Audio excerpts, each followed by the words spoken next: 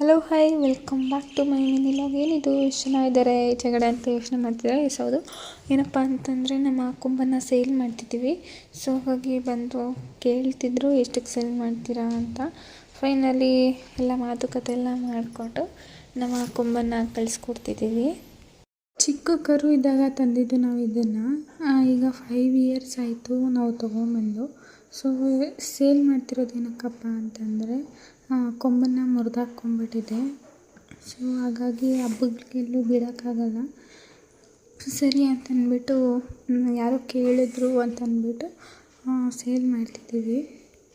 ಕಳಿಸ್ಕೊಡೋಕ್ಕೆ ತುಂಬ ಬೇಜಾರಾಗ್ತಿದೆ, ಆದರೆ ಏನು ಮಾಡೋದು, ಕಳಿಸ್ಕೊಡ್ಬೇಕು.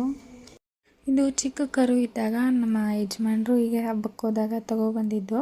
ನಮ್ಮ ಮನೆಗೆ ಬಂದಿರೋ ಫಸ್ಟ್ ಕರು ಮತ್ತು ಫಸ್ಟ್ ಹಸು ಅಂತಂದರೆ ಇದೇ ಅಂತ ಹೇಳ್ಬೋದು.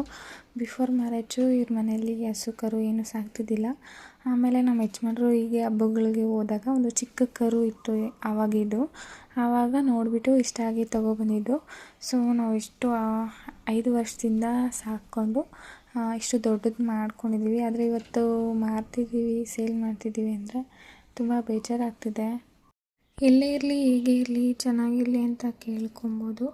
ಅದಕ್ಕಿಂತ ಹೆಚ್ಚಾಗಿ ಹೇಳಬೇಕು ಅಂದರೆ ಮಿಸ್ ಯು ಅಂತ ಹೇಳ್ಕೊಬೋದು ನಮ್ಮ ಕೊಂಬನ್ನು. ಅದರಲ್ಲೂ ಹೋಗ್ಬೇಕಾದ್ರೆ ಅದು ಕಣ್ಣಲ್ಲಿ ನೀರು ಹಾಕ್ಕೊತಿತ್ತು. ನಿಜವಾಗ್ಲೂ ನಮಗಂತೂ ತುಂಬ ಬೇಜಾರಾಯಿತು. ಏನಪ್ಪ ಅಂತಂದರೆ ಮನುಷ್ಯರಿಗೆ ಎಷ್ಟೇ ಮಾಡಿದ್ರೂ ಅವ್ರಿಗೆ ನಿಯತ್ತು ಅನ್ನೋದೇ ಇರೋದಿಲ್ಲ. ಆದ್ರೂ ಈ ಮೂಕ ಪ್ರಾಣಿಗಳನ್ನೋದು ಇರ್ತವೆ ಅಲ್ವಾ, ಒಂದೊತ್ತು ಊಟ ಹಾಕಿದ್ರೂ ಅವು ನಮ್ಮ ಮೇಲೆ ಕರುಣೆ ಅನ್ನೋದು ಎಷ್ಟು ಇಟ್ಕೊಂಡಿರುತ್ತೆ, ಎಷ್ಟು ಪ್ರೀತಿ ಇಟ್ಕೊಂಡಿರ್ತವೆ ಅಂತಂದರೆ ನಿಜವಾಗ್ಲೂ ಅದನ್ನು ಹೇಳೋಕ್ಕಾಗಲ್ಲ ಮಾತಿನಲ್ಲಿ. ಇವತ್ತಿನ ವ್ಲಾಗ್ನ ನಾನು ಇಲ್ಲಿಗೆ ನಿಲ್ಲಿಸ್ತಾ ಇದ್ದೀನಿ. ಮುಂದಿನ ವೀಡಿಯೋದಲ್ಲಿ ಸಿಗೋಣ. Thank you for watching.